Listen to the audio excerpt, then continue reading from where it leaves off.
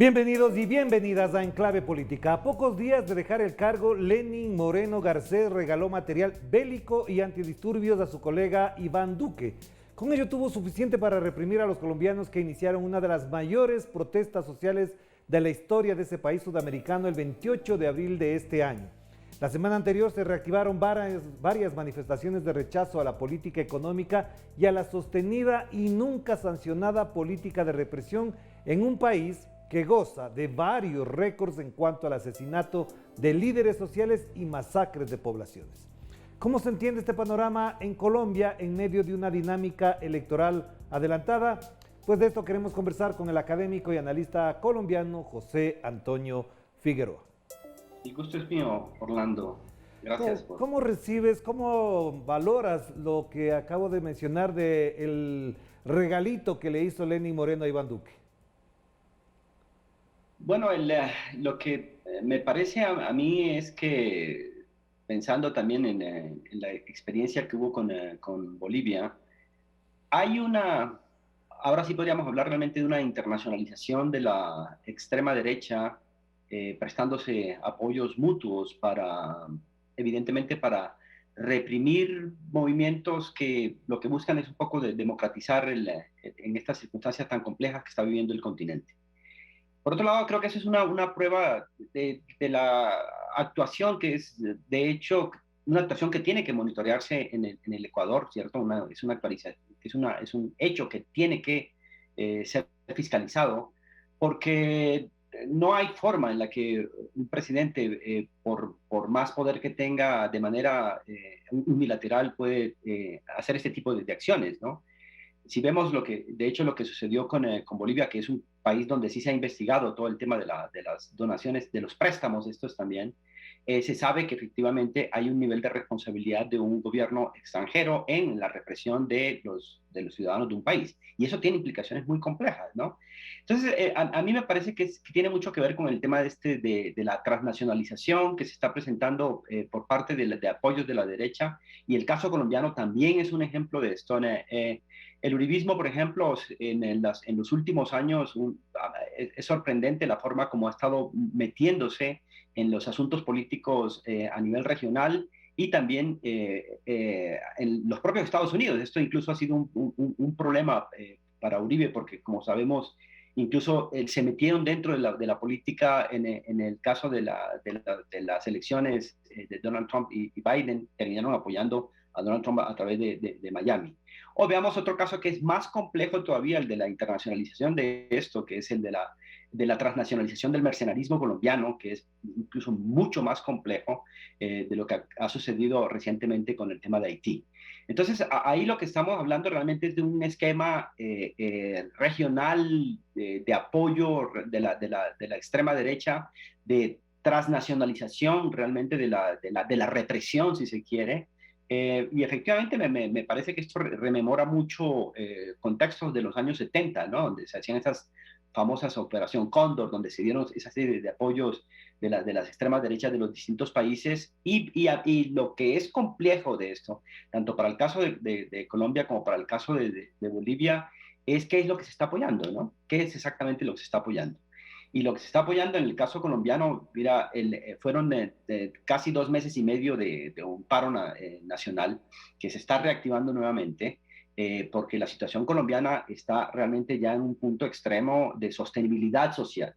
Digamos, sabemos que el gran apoyo que tuvo esta manifestación fundamentalmente fueron los jóvenes, sectores jóvenes, que en Colombia le llaman los NINI, o sea, ni trabajan ni estudian. Digamos, el proceso de desmantelamiento de la sociedad colombiana es tan grande que tenemos hoy por hoy realmente unas tasas de desempleo, unas tasas de desocupación e incluso una ausencia de porvenir para un estamento poblacional tan grande como el de la juventud, que fue la que protagonizó todas estas movilizaciones.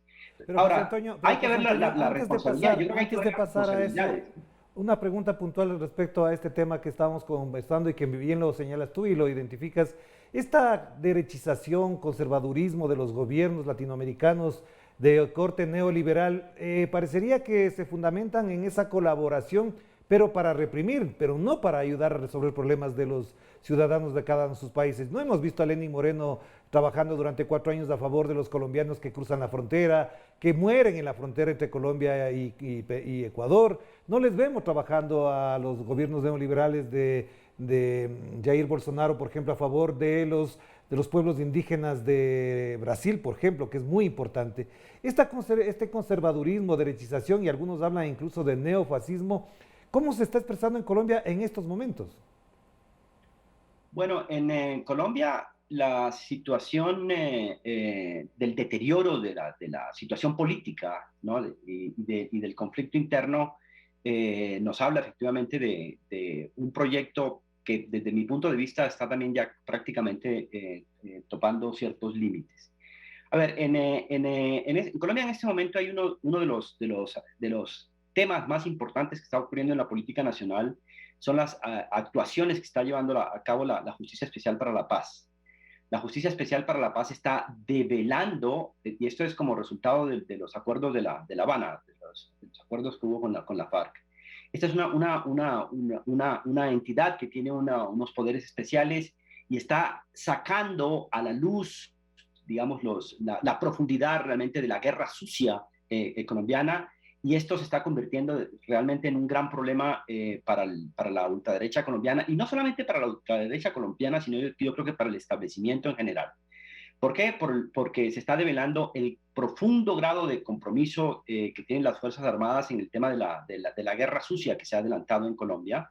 Una guerra sucia que, por ejemplo, ha conducido es un país donde hay 8.200.000 personas desplazados internos, un país donde ese desplazamiento además está directamente vinculado con un proceso de despojo de los territorios, básicamente donde se está implementando lo que es la reprimarización de la economía, que es en últimas la característica que tienen todos estos países.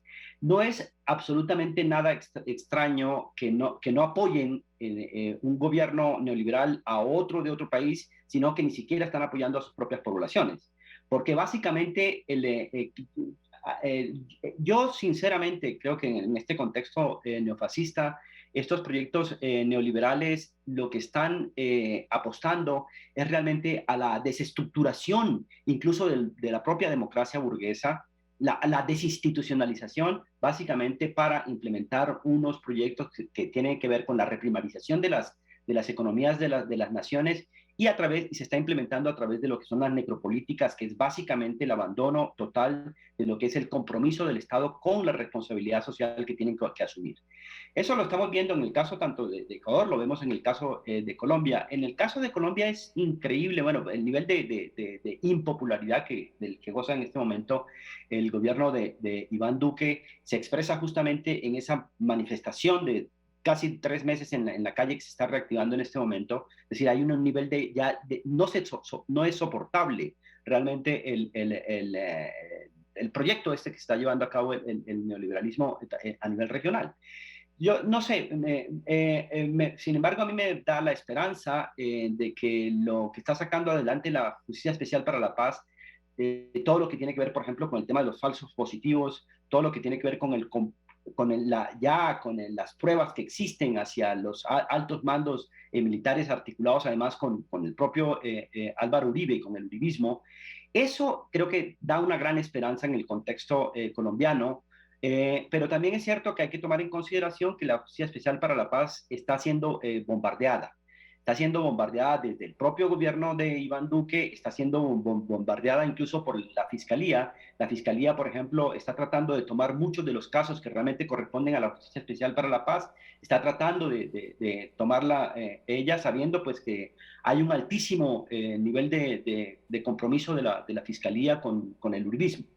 Claro, y Entonces esto le está a quitando propósito de potestades a esto la te Justicia digo una Especial para la cosa, Paz. José Antonio, disculpa que te interrumpa porque y es la última pregunta para este primer bloque de la entrevista. ¿Cómo se entienden las declaraciones de Álvaro Uribe Vélez, que dice que él no sabía de los falsos positivos y que los militares o los policías o sus autoridades correspondientes le engañaron? ¿Hasta dónde esto que algunos han calificado de cinismo crudo, como lo dijo un editorialista, valga la redundancia, en Colombia, puede marcar también el nivel o el devenir de la impunidad del propio Álvaro Uribe. Sí, lo que, digamos, más allá de las declaraciones que ha dado recientemente Uribe, lo que la Justicia Especial para la Paz está demostrando en el caso de los falsos positivos es que es una acción sistemática, es decir, es una acción que involucra a muchísimos estamentos. Evidentemente, eso tiene que ver con una orden que es emitida desde el Ejecutivo, eso es claro, que va a los comandantes, ¿cierto? A los jefes, digamos, de las brigadas que a su vez emiten órdenes absolutamente claras en torno a lo que se trata de mostrar resultados en el contexto de la guerra. Esto es, Orlando, está muy relacionado de hecho con una lógica que se oficializó a partir del Plan Colombia, que es el tema de resultados en términos cuantitativos. O sea, cuántos muertos eres tú capaz de colocar y cuántos muertos colocas, con eso yo te pongo bienes de capital a tu favor. Es decir, realmente lo que se trata es de mostrar eficiencia en el sentido de muertos, y entre más muertos tú eres capaz de colocar, tienes más posibilidad de activar el aparato económico, militar y policial que fue el que se manejó durante el tema del Plan Colombia. Esto está directamente vinculado entonces con una especie como de neoliberalización de la acción militar. O sea, realmente, entonces, pero además es una neoliberalización que tiene que ver con la parte económica, pero evidentemente con la ruptura de todo código ético en el comportamiento de los militares, porque el caso de los falsos positivos, además el mismo término, es un término que remite mucho a esta grandilocuencia con la que se habla en Colombia, ¿no? Esta tradición gramática que existe en el país. Estamos hablando efectivamente que son crímenes de Estado en los cuales se cogían a muchachos que no tenían absolutamente nada que ver con el tema de la guerra, ¿sí? Se les ofrecía trabajos en determinadas zonas y eran realmente reclutados por especialistas en reclutación, en reclutamiento. Eran unos especialistas que contactaban a estos muchachos, los llevaban y los fusilaban y además con un montaje perfecto, porque realmente el montaje significaba que después de que los fusilaban, los mataban, colocaban armas al lado de ellos, les colocaban uniformes como si fueran uniformes de la guerrilla. Entonces, es toda una estructura, una gran estructura. Incluso si Álvaro Uribe, la declaración que hizo es, yo pido resultados, yo siempre he pedido resultados porque esa es mi característica, y allá los que no entendieron bien, estos asesinos que no entendieron bien, estamos hablando de una sistematicidad tan grande que incluso por la petición de resultados en un contexto como el que se estaba operando en ese momento, ya le da una responsabilidad política. Porque no puedes, es decir, tú no puedes justificar, ¿cierto?, una guerra pidiendo resultados a través de bajas, porque esto no esto ya de por sí viola todo principio incluso del propio conflicto. Claro que sí. Hagamos la primera pausa, José Antonio, y volvemos sobre la perspectiva político-electoral que también ya está en discusión en Colombia. Vamos a la primera pausa y enseguida volvemos con José Antonio Figueroa, analista y académico colombiano.